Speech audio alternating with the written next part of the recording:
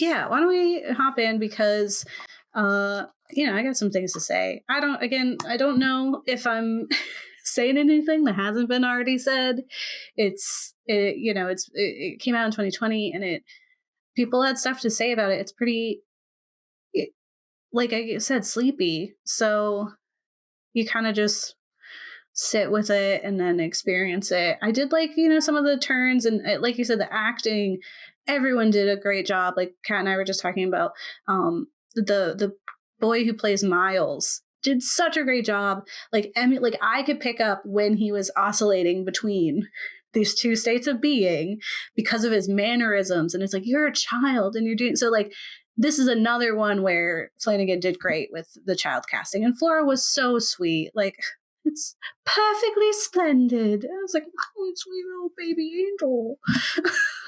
So absolutely, like, I'd say the acting was great. I felt things.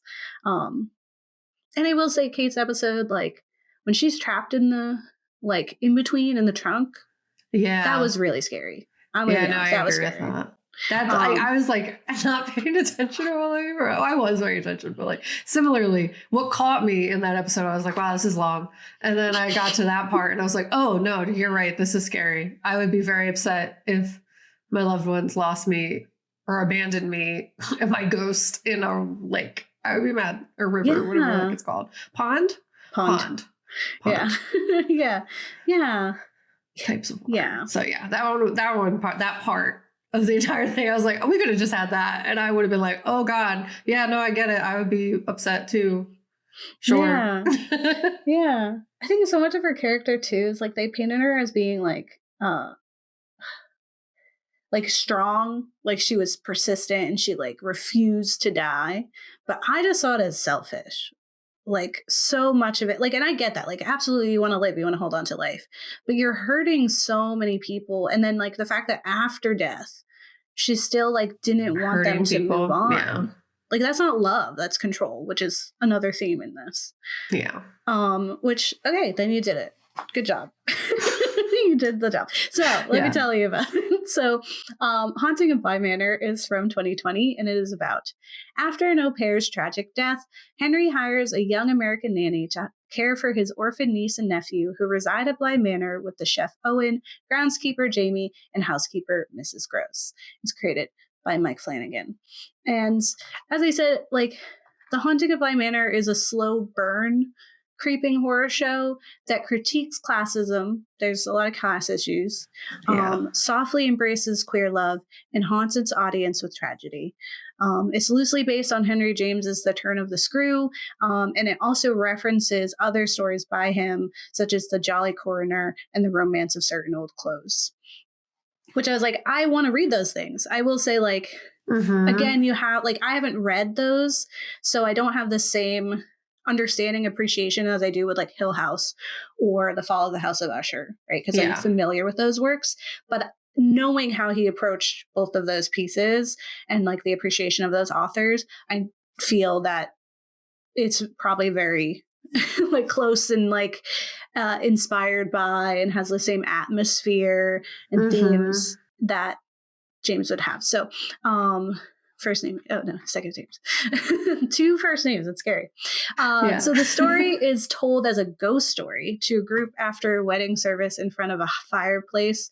This unnamed woman, played by Gregino, who's often in his film or shows, and on his shows, even in Gerald's Game. And they most of these actors either have been in stuff he's already done or will be in future things. So she's at this wedding. She's an older woman, and she's telling them a ghost story in front of the fireplace. It's very cozy. And so she talks about how this American au pair named Danny Clayton is hired to care for 2 orphan children, Miles and Flora, at the remote Bly Manor in England. And as Danny settles into her new role, she discovers dark secrets haunting the manor and its inhabitants. The series weaves a complex narrative involving love, loss, and the supernatural, exploring themes of grief and the enduring pact impact of past traumas, like he is one to do. Mm-hmm. He loves doing that. This one, I will say, it's a different feeling because this isn't a uniform trauma like that we've all experienced from different lenses. It's everyone bringing in their different trauma and then experiencing new trauma, and then it's. I feel like it's more about how we protect ourselves, and how we can also lose ourselves in that battle of like healing or not healing. So during Dani's stay, we learn of the fate of her predecessor, Miss Jessel, and her abusive partner, Peter, who's rumored at this time to have fled away with stolen money. Miss Jessel took her own life, and that's presumably because of the heartbreak of Peter leaving her for money. Dani, along with the other manor staff, which is Hannah Gross, who's the housekeeper, Jamie, who's the gardener, groundskeeper, and Owen, who's the cook, and they all care for the children while being seemingly haunted by the remnants of trauma endured in this house. They think Peter is back for reasons, and he's just like skulking around. Like, there's no, like, why would he do that? Like, that's such a question that I think right out the gate, I'd be like, I don't believe you. Yeah. I guess they paint him as like this monster, and like, but he would be gone. I have all that money. You're never seeing me again.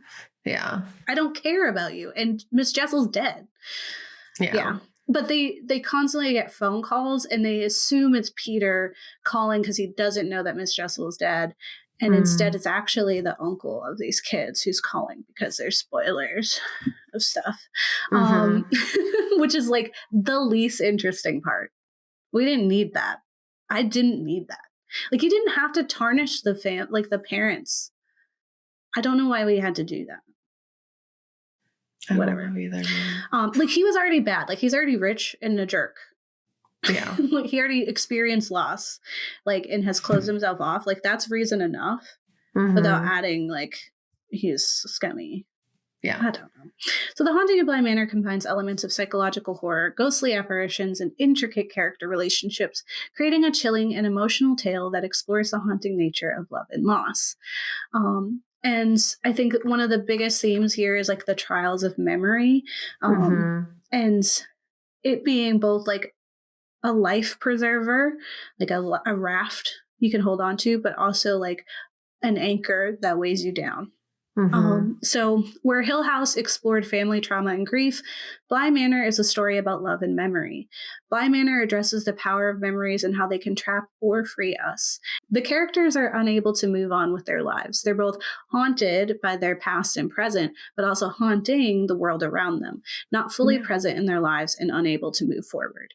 They're as much the ghost in this story as the literal ghosts in the story. Like, all of them are in like this time capsule because they're in this isolated estate where like time isn't real as it is. Like, I would go crazy. Like, it sounds nice for like a month. And I'd be like, we have to go to the store every day. You have to go for a walk. It's also just like the size of the house is really overwhelming. Like, from a personal stance, would not want to live in a house that big because I'd always be convinced someone's secretly somewhere. You know what I mean? Like, I would never feel at ease in a house that large. And I feel like they probably don't either. Because, like, there's so much you just don't know. Like, people could just be, like, in places and you'd have no idea. It's stressful. Yeah, and people are in places and they don't know. Yeah. Right? And it's like, there's 5 of us here, and none of us belong here. Like, this is none of our houses. Like, even the kids, this isn't their house, right? This is like their summer house. But their parents are gone and their uncle isn't here. So it's like, we're all just like randoms in this house alone, 5 of us in this giant estate. Scary. So this like theme of memory and how it keeps coming up within the show. So like, we see it with Owen, whose mother passes away during the show after a long battle with dementia. And this is a battle that haunts Owen, who struggles with reconciling his mother's loss of time and information. We see it in Hannah, who through her nonlinear experience of time after death can't keep a hold of what has really happened and what she is fabricating to stay alive, to like hold on, right? This is made even more heartbreaking when we consider how Owen just lost someone who'd often forget or misremember him, and now the woman he loves is losing him too. Yeah. And it's not really talked about. So, and in the end, when Danny has taken on the presence of Viola Willoughby to protect everyone, she fights for her remaining days to hold on to some semblance of herself, her memories, and her potential future. It's in finally acknowledging the loss of this fight that sends her to her own watery grave early. That, like, it's almost like she's experiencing dementia. Like, she is losing herself and her memories and becoming someone new and someone who's violent too, which is why she takes her own life in a way that, like, Viola wasn't was too selfish to do in that situation. You know, like, she was sick and being like, I refuse, and Danny was sick in a different way. Yeah, and thought that's how she could help. Which disclaimer for all Ghouls listeners: that is not the answer. Yeah. Cool. Just the answer she found. So most often we actually see it in this idea of tucking away. They use this phrase a lot, that those who are being possessed do to save themselves. So there's several characters in this show who get possessed by people who've since died but are stuck here at Bly Manor. And when the possessed being is in their body, inhabiting their body, the real person gets tucked away into memories instead of the sunken place. Like, they don't have any idea of what's happening with their body at that time. And so they seek shelter in some history. Dissociation. Yes. Yeah. The children get tucked away into their memories with their mother. While actively stuck in the past, they can't move towards a future and they can't heal. And Flora seems to notice this a lot quicker. Like, she knows, like, this isn't real because I'm too old. Yeah. Like, I'm older than you saw me to be, which is such a heartbreaking thing for someone who's so little to have. But she seems pretty aware that, like, we can't keep doing this. Yeah. This can't be the answer. Like, I'm not supposed to have you past that age. Again, super sad and well acted. Trauma and memory are often experienced similarly. We tuck ourselves away to protect our minds, but if we don't confront the reality in the now, we can't move forward. And memories can be both a safe haven and a prison in this way. Like, I guess Peter does it too, like, when he just keeps reliving his trauma. So his wasn't even like a fail-safe. It's just like more damaging, like, to him. Because it's like, here's what happened. And why you're a little messed up. Yeah. Which is not an answer. Not an excuse. It's an explanation. Not an excuse. There's also this idea of giving up the ghost of loving. That's a new title. Because Bly Manor is also a tale about the difference between love and possession. Like, literally with ghosts, but also possessing people. Like, having ownership of them in a variety of ways, like, whether that's love possession, but there's also, like, the fact that there's, like, an ownership of your client, like your help from these rich people. Like, because that's a background conversation that Peter loves to talk about. So, but then it's hard to be like, is it wrong because Peter's saying it and we don't like him? It is. Both can be true. So characters become so wrapped up in other people that they lose themselves. Every single one of them. Or some of them find themselves in other people, like Danny does. So Flanagan, in many interviews, referenced a quote from David Foster Wallace that says, "Every love story is a ghost story," as inspiration. And in fact, the young woman who is the bride, the beginning and ends and the end caps of the story, says that to what is revealed to be Jamie, Carla Gugino, and says, like, you said it was a ghost story, but that's actually a love story. And I was like, pieces of it were. We didn't get enough of those pieces, though. So we do see this because Danny, through her growing relationship with Jamie, slowly begins to feel okay in her own skin, accepting her sexuality and her right to be loved. She's so guilt-stricken. And she has to work through her grief and guilt, which is manifested as the ghost of her deceased fiance. Sunbell Flanagan, he's gonna put someone with lights as their eyes. He loves that. Yeah. And that's what her fiance did. And I think the biggest part of that isn't so much that, like, I think, yes, it's guilt and grief, but I think it's the lack of closure. And it was in such a pivotal moment of her life. Like, we don't know if he would have, like, I think his reaction really was like, you're breaking my heart. My whole life, I was, you were my everything, and you never told me that it wasn't right, which is like totally fair, right? And it's also fair to understand that, like, Dani didn't know. She thought it was, she could trick herself the whole time, right? And so we don't know if he would have come around and he would have learned to love her in a different way, or if they would, like, you know, but she never got that closure, and instead, like, finally coming to the truth of herself is forever coupled with the loss of the person who loved her the most. Yeah. And it's interesting. It's like, the more I think about it, is like every single romantic relationship in the show has like a sudden abandonment or like a sudden loss. Like, they're not expected really for most of them in any way. Like, it's just suddenly they're there, suddenly they're not. And the trauma of that is very much a part of what's happening. Yeah. And that's like, sadly often what happens when we lose people. It is unexpected. Like, there are a few of us who get that kind of prolonged time period where we know it's coming, but often we don't. And so, yeah, and for everyone had that. You're so right. Yeah, so she was never allowed closure, and her escape to the isolated countryside was her attempt at keeping the darkness at bay. And so, lucky for her, it does save her to a degree, right? Hannah, though, whose heart has been broken by her adulterous husband, finds love in the soft, warm Owen and then in the children's need for her, right? Miss Jessel, unfortunately, falls for a wolf in wolf's clothing, Peter, who warps his love with possession. He, right out the gate, the first thing he says to her is he critiques that she has a stain on her shirt. And it's like supposed to be like, oh, he's trying to help her for this job.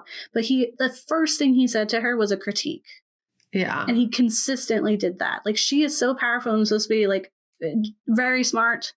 And, you know, but this man who said maybe a nice thing, and it was always backhanded, is like, it aggravates me. But like, I get it. That happens. Yeah. I've been there. I've been with a wolf in wolf's clothing. I get it. And I'm also very smart.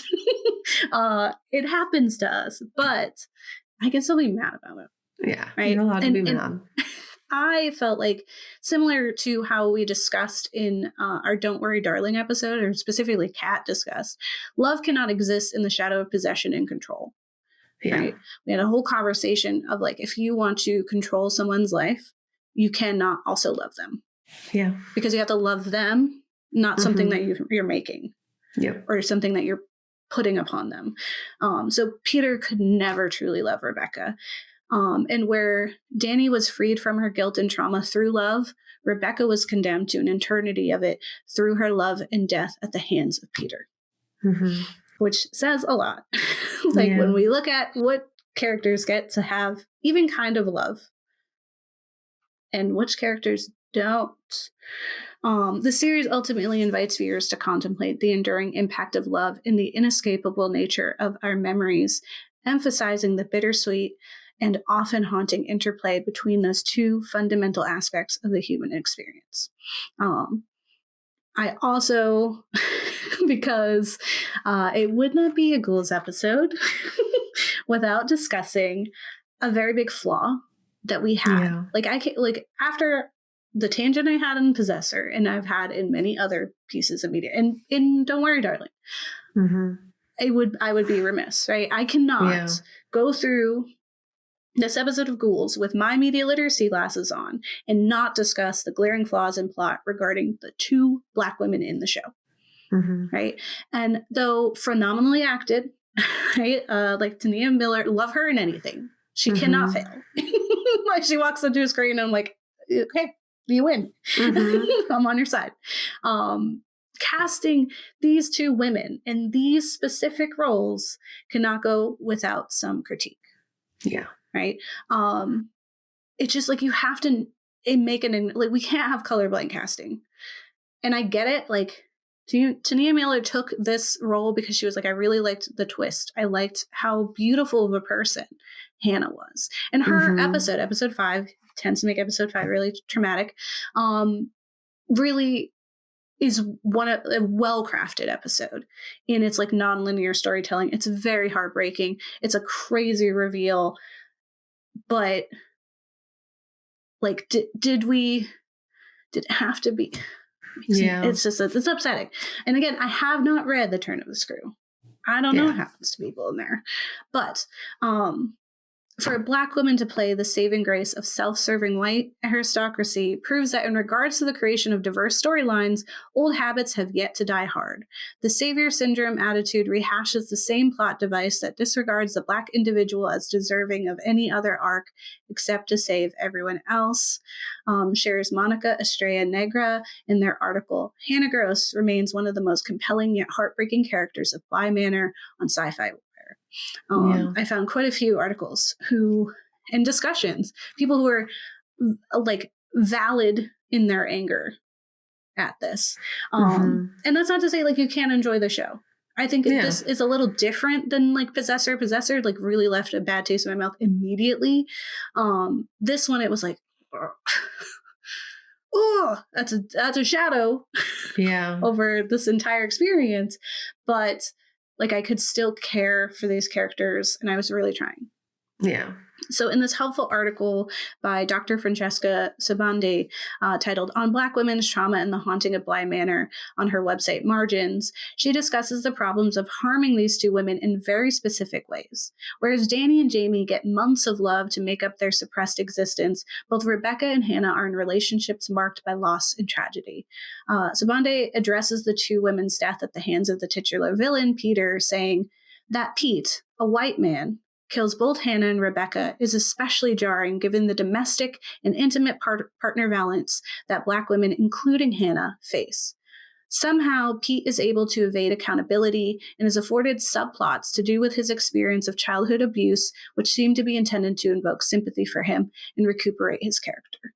As we just said, it's an explanation, not an excuse. And Sabande brings up some interesting points of thought, including the issue of Hannah being the only character who was dead since the moment we met her, which is big spoilers. Yeah.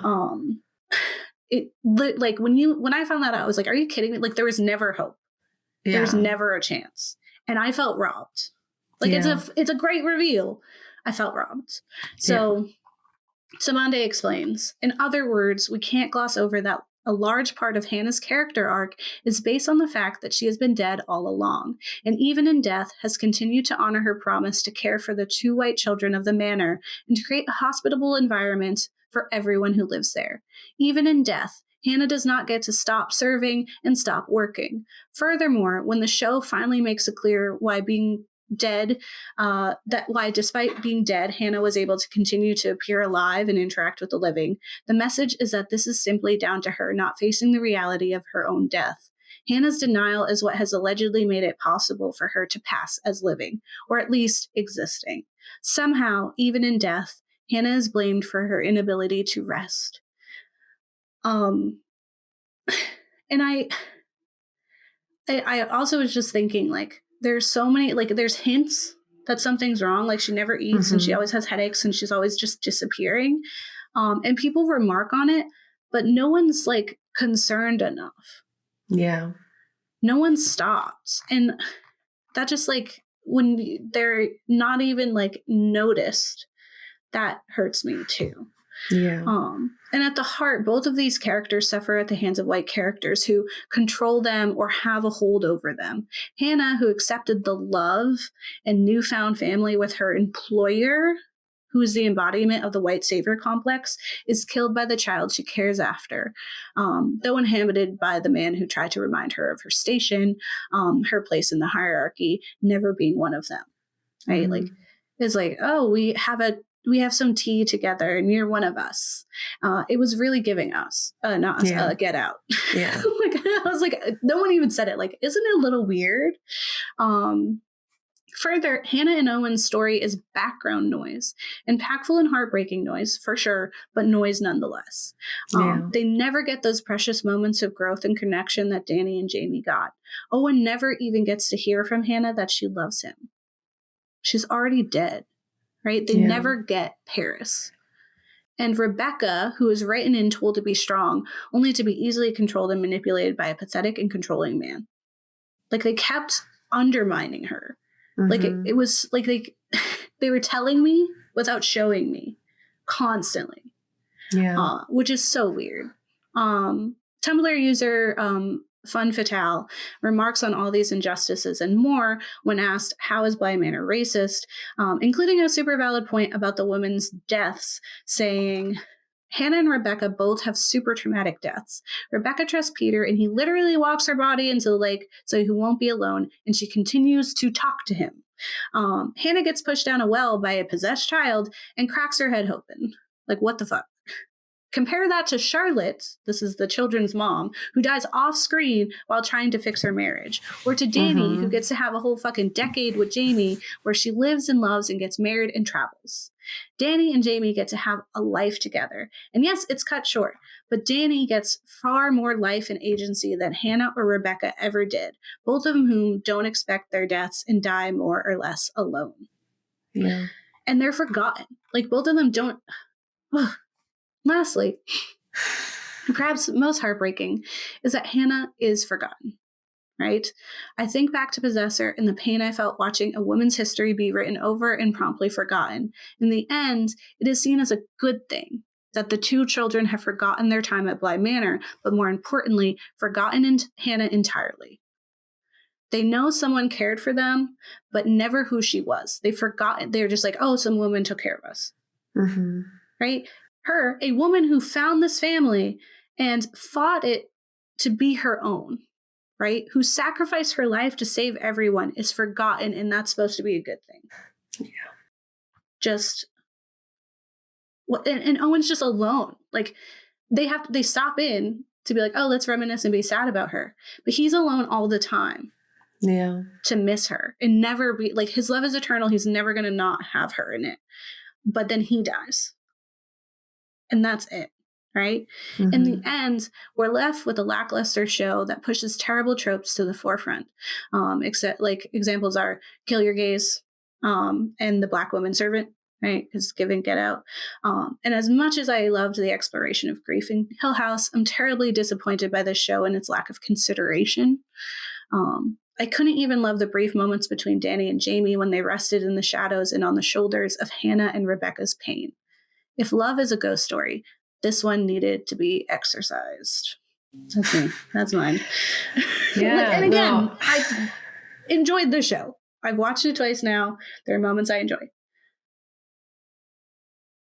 Yeah, I tried twice in the show, and it was only literally when it was like Hannah and Owen specifically. Like, it ruined me a little bit that they just didn't get to have their time. Like, they never got to have those moments. They didn't get to have their story. And then when she was forgotten, I think that was the second time I did, and I was just like, that's not fair. It's not right. So like, why her? Yeah. You know? And, like, you can forget the trauma, but you still remember the people, you know? It's... Jessel gave her perfectly splendid. That's foundational. Like, that person came in and, like, changed their lives. Yeah. Poor babies. Yeah. Yeah.